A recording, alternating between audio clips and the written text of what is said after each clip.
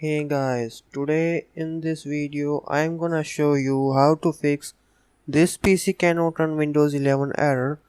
So first of all, let's open PC Health Check software provided by Microsoft. Then click check now. As you can see, it says this PC cannot run Windows 11. To fix it, simply boot into your BIOS.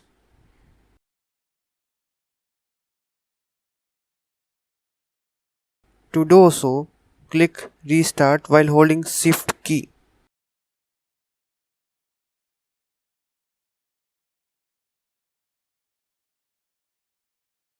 Then click troubleshoot. Then UEFI firmware setting. Once you are into the BIOS, open security settings and check if TPM and secure boot is enabled, and make sure that the boot mode is set to UEFI instead of legacy.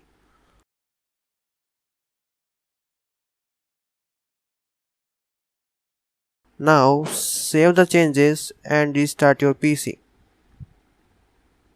Open the PC Health Check app again, and this time it will say that this PC can run Windows 11. Thank you for watching this video. Please like, share and subscribe.